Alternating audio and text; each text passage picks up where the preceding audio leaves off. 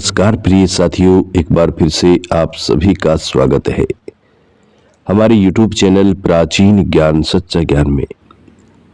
प्रिय साथियों, आज फिर नया वीडियो नई जानकारी लेके हम फिर से हाजिर हुए हैं।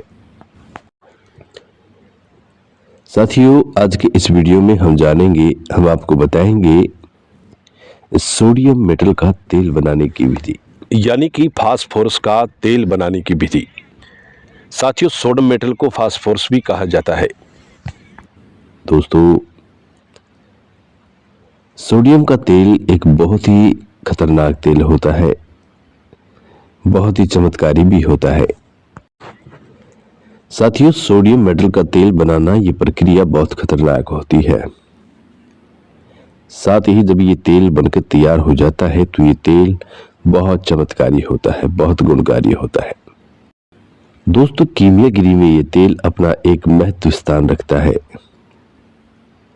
ये तेल पारद को बिठाता है, पारद को कायम करता है। इसी के साथ ये तेल हर रूह चीज को जारी करने का काम भी करता है।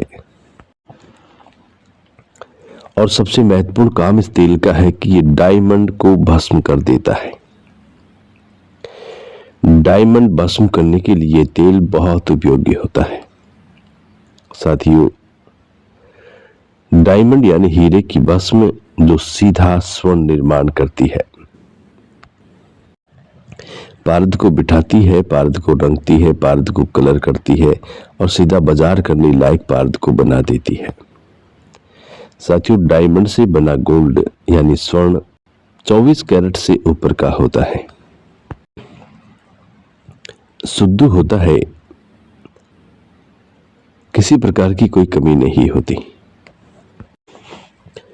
साथियों, हमने आपसे कहा था कि हम आने वाले नेक्स्ट वीडियो में डायमंड भस्म बनाने की विधि बताएंगे और उस डायमंड भस्म से स्वर्ण निर्माण विधि बताएंगे। साथियों, यूं तो कीमिया का ये बहुत सरल आसान प्रयोग है।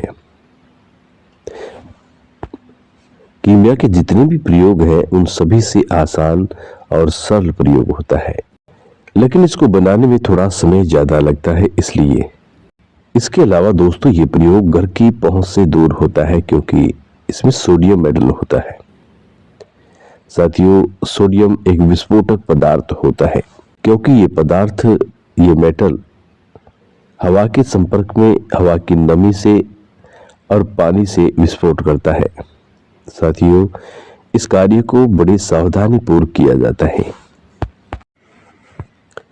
तो दर्शक मित्रों, आप सावधान हो जाए।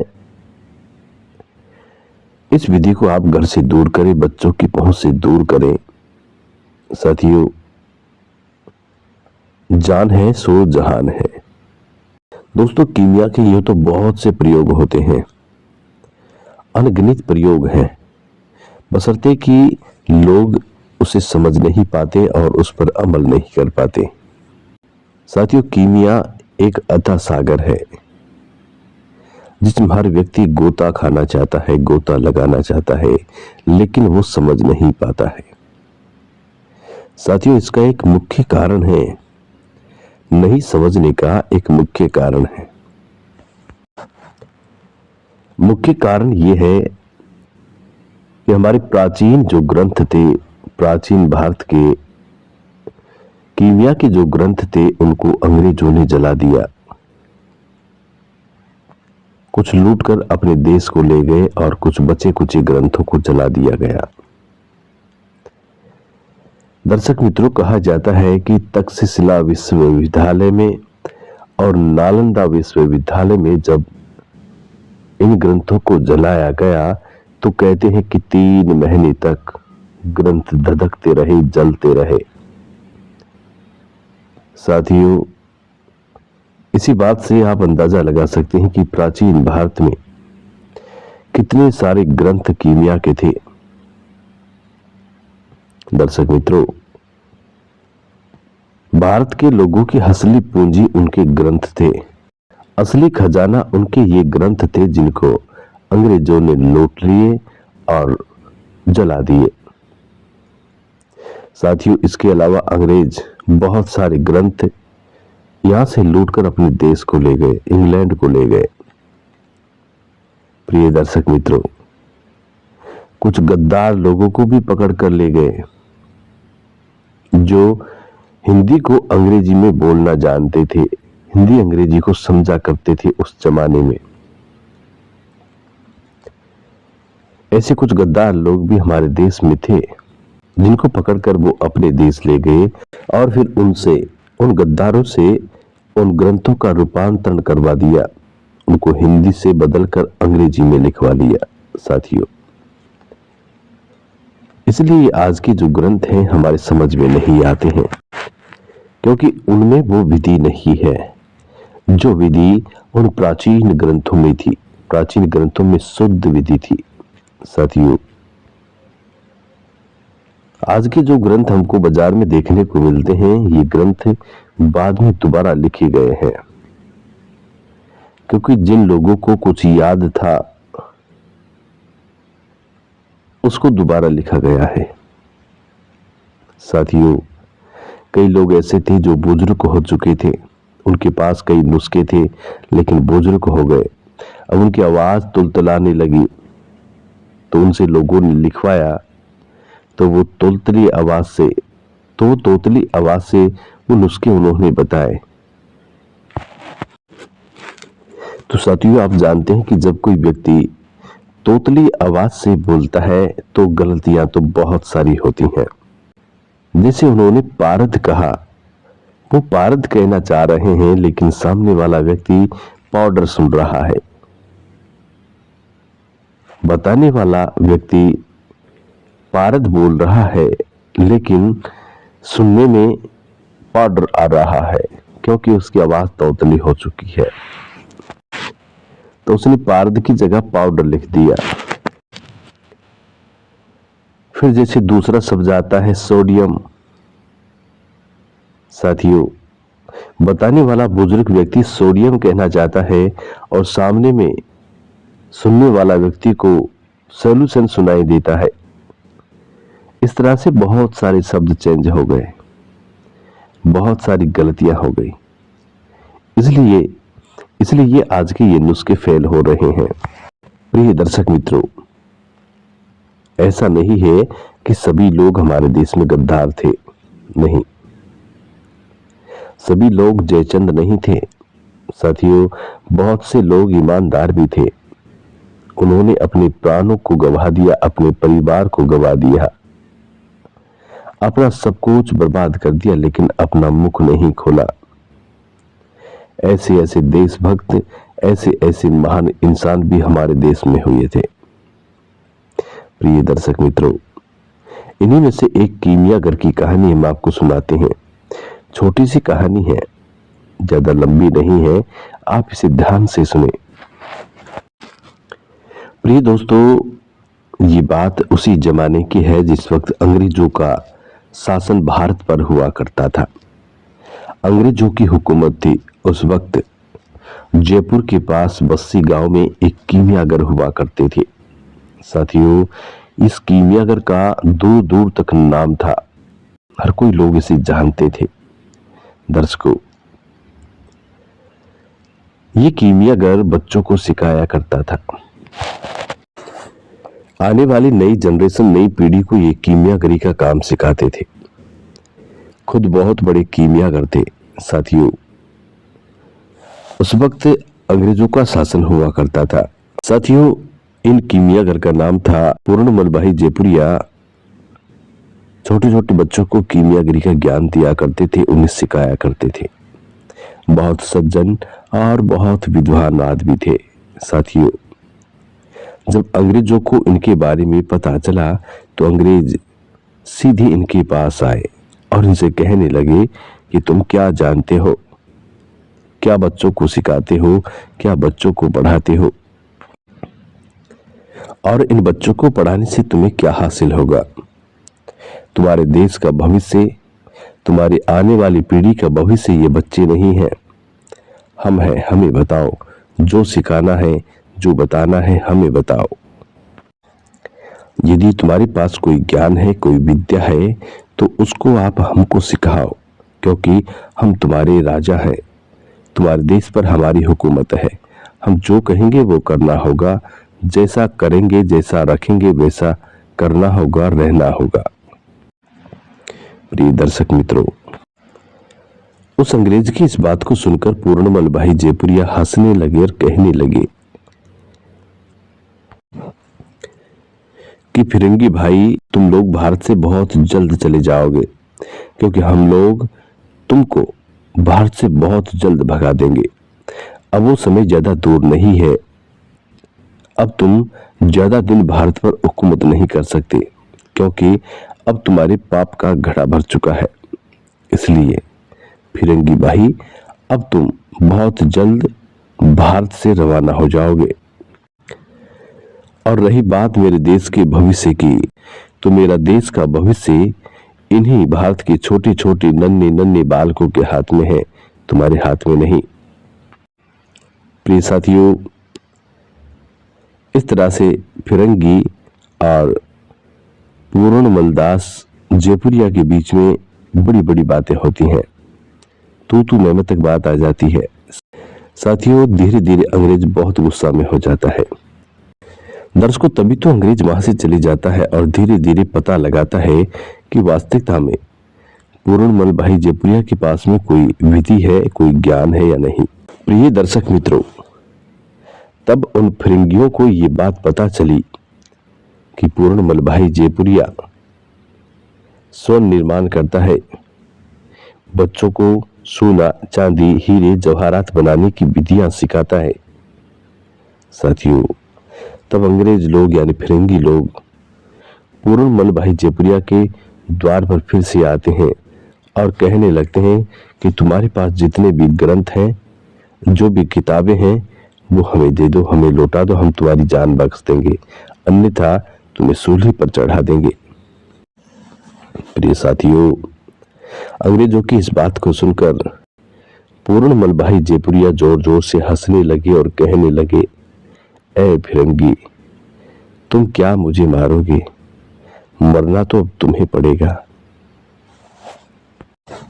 प्रिय दर्शक मित्रों, लेकिन अब दुर्भाग्य ये रहा कि अंग्रेजों ने पूर्णमल भाई जयपुरिया को गिरफ्तार किया और बहुत मारपीट करने लगे, उनका मुख खुलवाने की कोशिश करने लगे, उनसे वो ज्ञान प्राप्त करने की कोशिश करने लगे। साथियों, पूर्णमल भाई जयपुरिया के आश्रम में जितने भी ग्रंथ थे सभी को उठा कर ले गए। जितने भी मेटल से उन्होंने काम किया और जितनी मेटल से उन्होंने बच्चों को सिखाया, उन सारी मेटल से मतलब पूरी लैब थी, सभी को उठाकर अंग्रेज लोग ले गए। साथियों, अंग्रेजों ने सुझाव दिया अंग्रेजों को कि भाई, अब इस व्यक्ति को, अब इस पूर्णमल भाई जयपुरिया को उठाकर हम ब्रिटेन ले जाते हैं और वहां जाकर इससे हम सब कुछ ज्ञान प्राप्त करेंगे। इंडिया में रहे तो ये नहीं बताएगा, और यदि इसे हम अपने देश को ले जाए तो वहां पर ये अकेला पड़ जाएगा और सब कुछ उगल देगा। यही विचार लगाकर अंग्रेज लोग पूर्णमल भाई जयपुरिया को अपने देश भेज देते हैं। साथियों, वहां जाकर भी उसने अपना मुख नहीं खोला। बहुत से इंडियन लोग वहां की जेलों में पड़े हुए थे। जिन्होंने अपना मुख नहीं खोला वो लोग जेलों में पड़े हुए थे। प्रिय दर्शक मित्रों, लेकिन पूर्णमल भाई जयपुरिया ने अपना मुख नहीं खोला, उनकी यातना सहते रहे, उनके टॉर्चर सहते रहे, खूब मारा पीटा। अंततः एक दिन ऐसा आता है कि पूर्णमल भाई जयपुरिया की मृत्यु हो जाती है, लेकिन वो अंग्रेजों को कुछ भी नहीं सिखाता, कुछ भी नहीं बताता है। दर्शक मित्रों, ये थी हमारी असली पूंजी, जो आज हम गवा बैठे हैं। साथियों, और इसलिए ये नुस्खे नहीं बन पाते हैं, क्योंकि अंग्रेज लोगों ने ओरिजिनल जो ग्रंथ थे उनको जला दिया। कुछ ग्रंथों को अंग्रेज लोग अपने देश में ले गए, हमारे हाथ में कुछ नहीं छोड़ा। साथियों, आज वही ग्रंथ इंग्लैंड की म्यूजियम में रखे हुए हैं, जिन्हें आप अपनी आंखों से देख सकते हैं। भारत का वो कोई नूर हीरा, वो भी इंग्लैंड की म्यूजियम में रखा हुआ है। साथियों, मैं नमन करता हूं हमारे भारत के ऐसे महान पुरुषों को, ऐसे महान लोगों को। ईश्वर इनकी आत्मा को शांति प्रदान करे और फिर से इन्हें भारत भूमि पर जन्म दे साथियों, ताकि हम जैसे लोगों का भी जीवन सफल हो जाए, आप जैसे लोगों का भी जीवन सफल हो जाए। चलिए साथियों, अब हम आपको बताते हैं वो नायाब विधि जिसके माध्यम से आप सोडियम मेटल का तेल का निर्माण करेंगे और ये तेल से आप डायमंड भस्म बनाएंगे।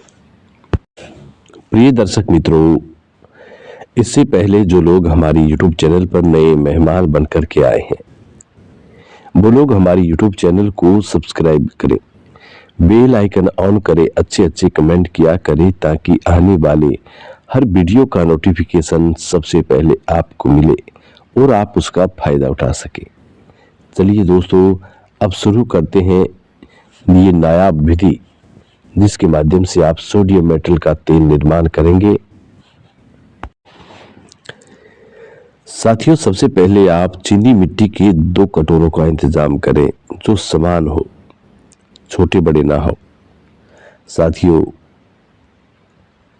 चीनी मिट्टी के 2 कटोरों का उपयोग इसमें होगा, तो आप सबसे पहले चीनी मिट्टी के अच्छी क्वालिटी के बराबर मुंह वाले 2 कटोरों का इंतजाम करें।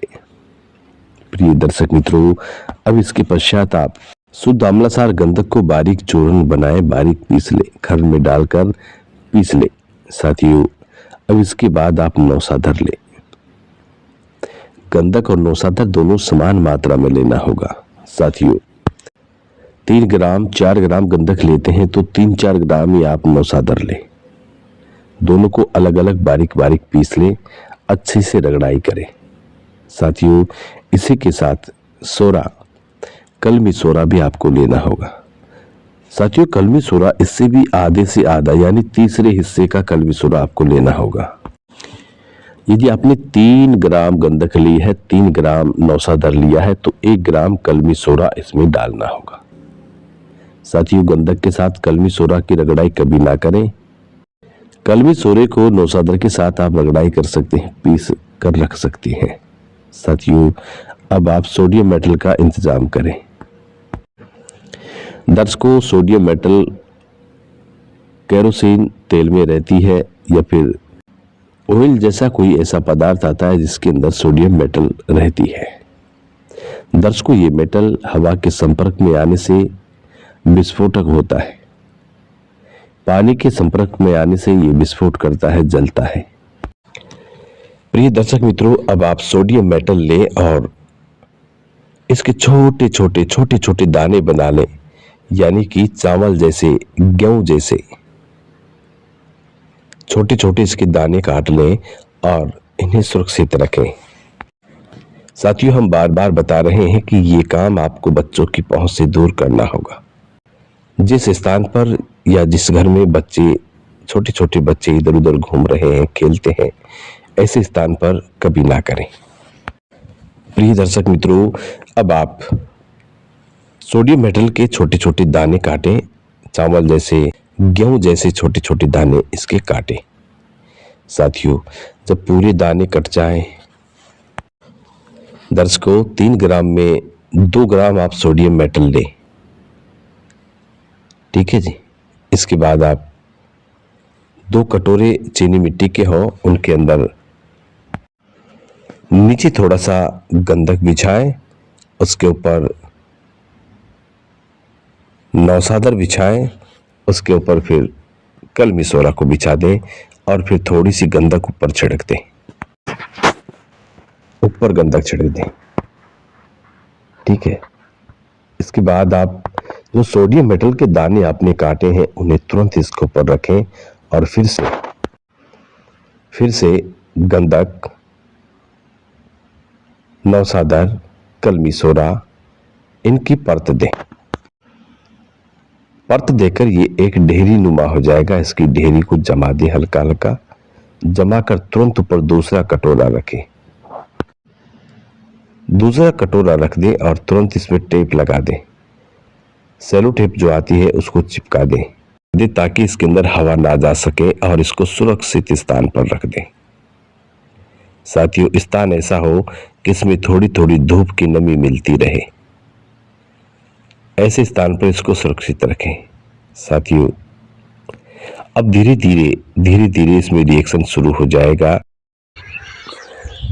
और जो सोडियम मेटल आपने रखी है, फास्फोरस आपने रखा है, वो धीरे धीरे मोमिया होता चला जाएगा, कायम होता चला जाएगा, तेल होता चला जाएगा और सोडियम मेटल का तेल बनना शुरू हो जाएगा। साथियों, धीरे धीरे जितनी भी सोडियम मेटल आपने रखी है वो धीरे धीरे तेल का रूप धारण कर लेगी और ये सोडियम मेटल का साफ सुथरा ऑयल होता है।